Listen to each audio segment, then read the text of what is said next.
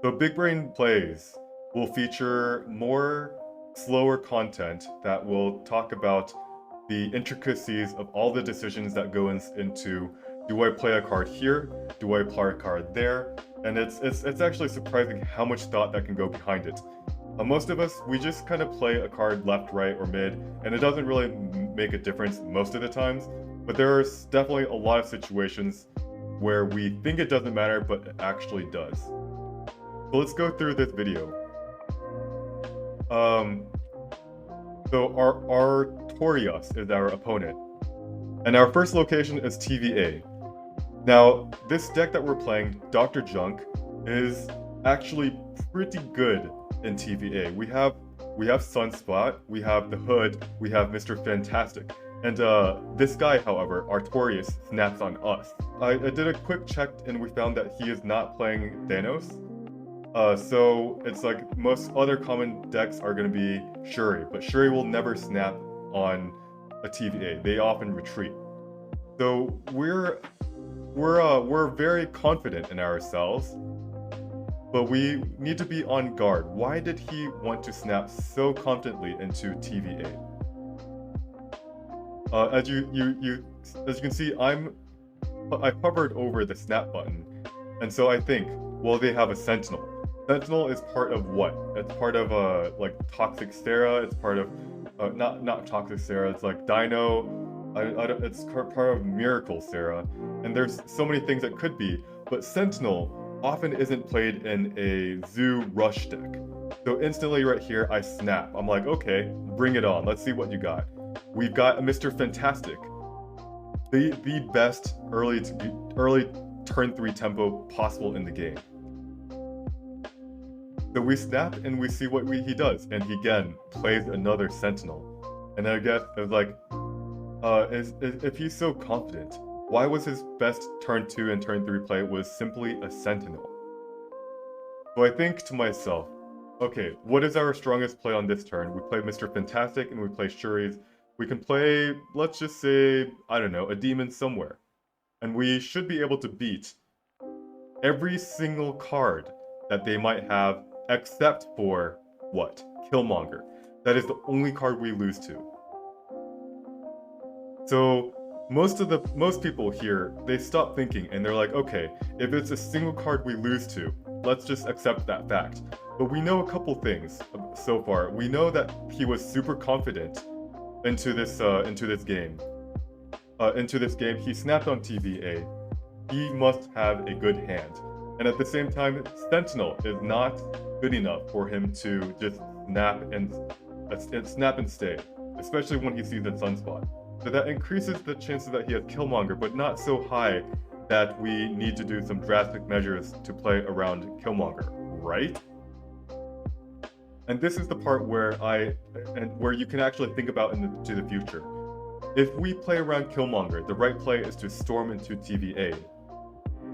However, we extend the game, we play around Killmonger, but do we have the luxury of playing around Killmonger?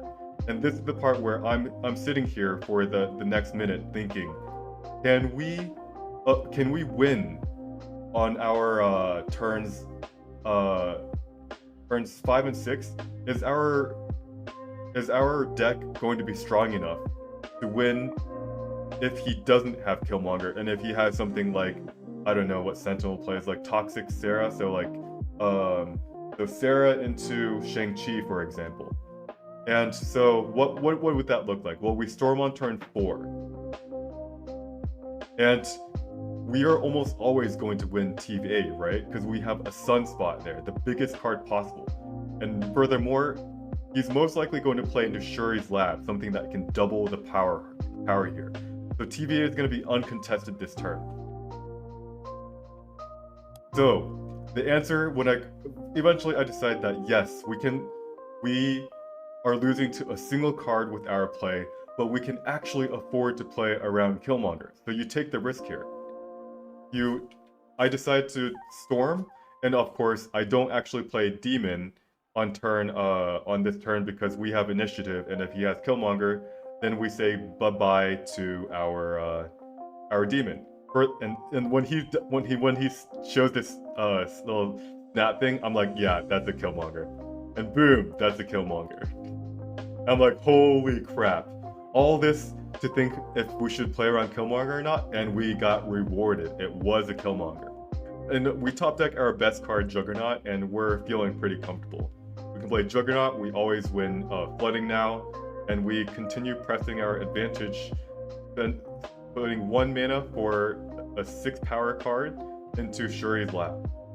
He plays 2 cards here, and it looks like he was Collector Dino.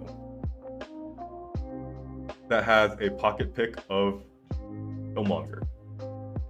All right.